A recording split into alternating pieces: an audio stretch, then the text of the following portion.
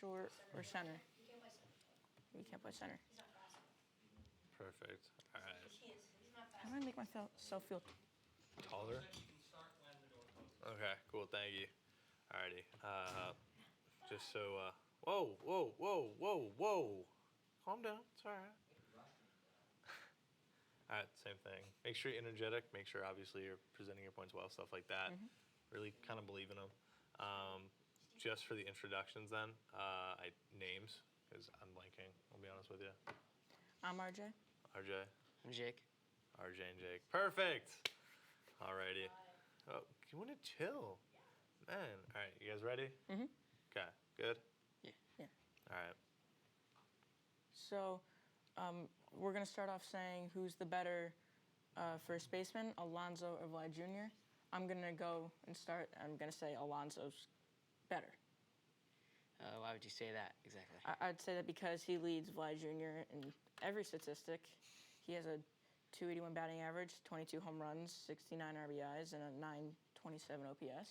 Honestly, I think Pete's just a pretty big slugger, but honestly, it's hard for Pete to uphold such a high expectation, since Vlad came from, one of the best players in baseball, like in the 90s and 2000s. His dad is a major Hall of Famer, and Vlad had a great season last year. Home run in the All-Star game, provided most of the run support for the American League in the All-Star game. Won an All-Star MVP. Overall, had a great season last year. Fortunately, the Blue Jays didn't do much in playoff-wise, but they still had a pretty good season. I do agree that Vlad Jr. did have a good season last year, but this year he's not being as productive. He's still putting up good numbers. He's batting .268 with 18 home runs, which isn't bad. He has 45 RBIs and 866 OPS.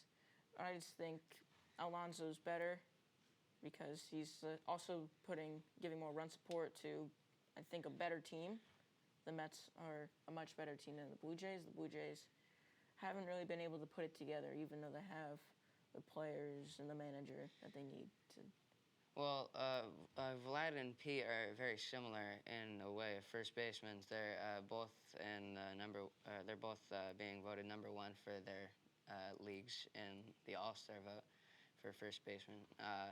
They both are really good, but Vlad did lose to Pete in the home run derby in 2019, and Pete keeps winning more. Honestly, I don't think it's about the home run derby, though. I don't think it's about all the home runs. I think it's really just about providing in good situations, and Vlad has shown that he can provide as well as Pete, but I think Vlad has done it a bit more. All right, now, guys, we do have to move on. So I do want to know, the New York Mets obviously have one of the best records in all of baseball this year. They have gotten a lot of major contributions, obviously, from their pitching staff, as well as guys like Pete Alonso, even Francisco Lindor. However, one guy who has been putting up solid numbers for the Mets this year has been Jeff McNeil. I want to know, is he or is he not an all-star? RJ, you started first last time. Jake, we'll go with you. What do you think? Honestly, Jeff McNeil isn't the first guy that would come to your head when you think of Mets all-star. You would first think Alonso or Lindor. While McNeil has been solid this year and I think has been having a career season this year, I don't think he's the best pick to be an all-star. There are lots of other players that could do better than him in the all-star game, and just in general. Jeff McNeil does play a lot of positions, but there are other players that are better than him in most of those positions. So I'd say that he's not the best all-star pick. I would say he is an all-star. He has a 327 batting average. Not many players today have high batting averages. You see people like Francisco Lindor, for example. He bats .246. You could see Mitch Haniger. For part of the year, he barely batted over 200. And Jeff McNeil bats .327 with 33 RBIs. He does not have a lot of power. That's why you probably would be able to make the argument that he's not an all-star, but the high batting average does lead me to believe that he should be an all-star. I do understand that. I just personally think that he's not he's not all around the best player. As I said, the power is going to lead him to being not the best. But you see all those other players that can provide in all of those categories. They can provide with power, just contact in general. They can field. You see stuff in that, like players like Mookie Betts. I just don't think that Jeff McNeil is just that good. Can you name me 5 second basemen better than him? Well, I guess Trey Turner is much better, in my opinion. Second baseman in the National League. In the National League. National League's not my league. I'm better in the American League than I am in the National League. I honestly. I can only really name like 2 like stars that come to my head for the best 2 second basemen are Trey Turner and Jazz Chisholm. That's it. All right. Well, real quick, Jake, I do want to know. Obviously, Jeff McNeil is kind of a versatile guy, a little bit of a utility player. Do you think that should have any effect on him getting into the All-Star game if he does? I do think that if he does, but that's really the standout thing about him.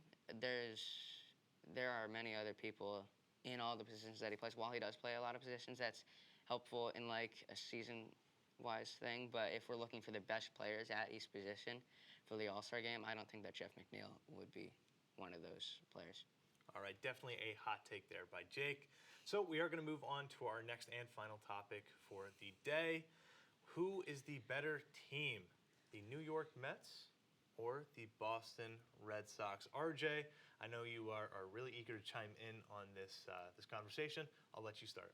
So I think the Mets are the better team. They're probably the second best team in the entire league. I think the only team that's really better than them is the Yankees, and that just kind of goes without saying. But I think the Red Sox, they started off kind of slow. They had to figure out what they were doing, and the Mets, like, coming out of spring training, they were hot. They were on fire. They were able to rack up wins. They were able to win series. They were able to go, like, throughout April, I'm pretty sure most of May, they did not lose a single series where the Red Sox were having trouble figuring out their team and stuff. Honestly, you have a good argument. The Mets do have the record, but the Red Sox aren't very far behind them. They're about 5 games, like, behind the Mets. They have been doing extremely well recently, are one of the hottest teams in baseball. Of course, the Yankees are still pretty far ahead, but they've been, like, in check all season. I think the fact that the Red Sox have been able to come back from where they started is absolutely amazing, and that they should probably be given a lot more credit because of their coming back.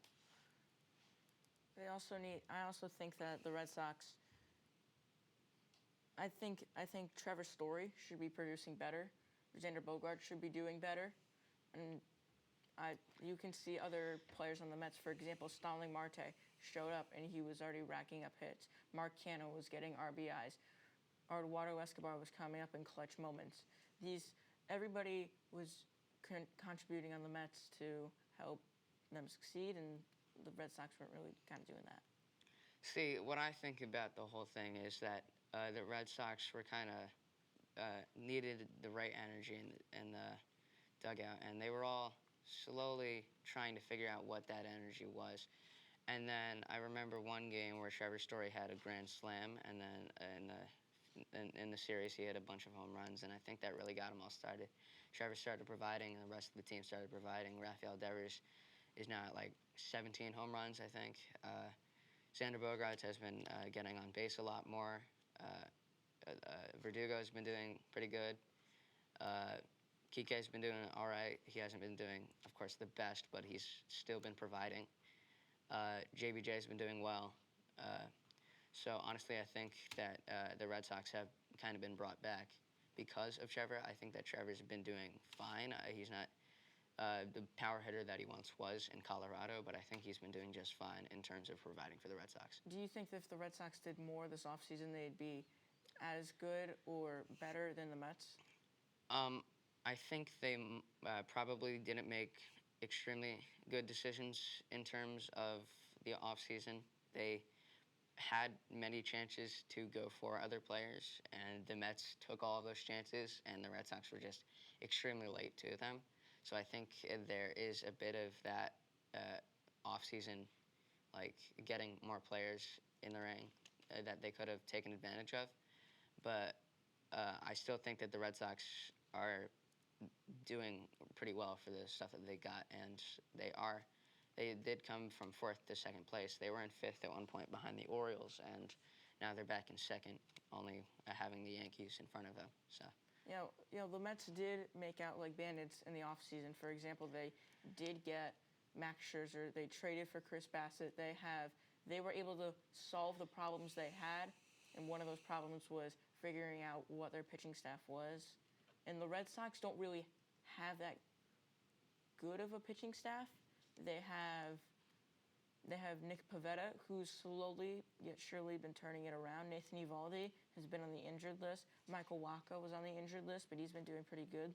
But it's just been a lot of like what ifs for the Red Sox. If Trevor Story does good, we could maybe get a wild card spot. If Nick Pivetta produces and gets batters out, we could win more games.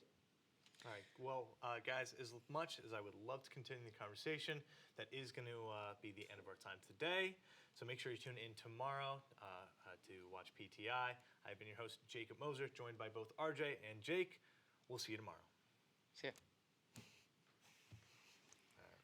Cool. Awesome. I was actually just coming in here to Yeah. a little bit longer than the rest, but that's fine.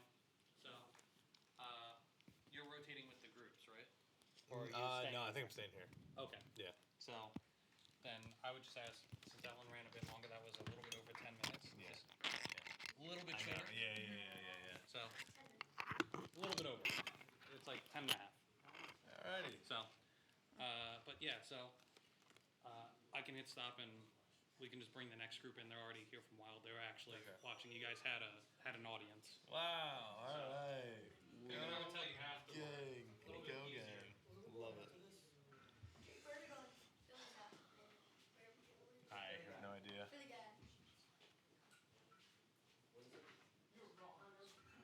You said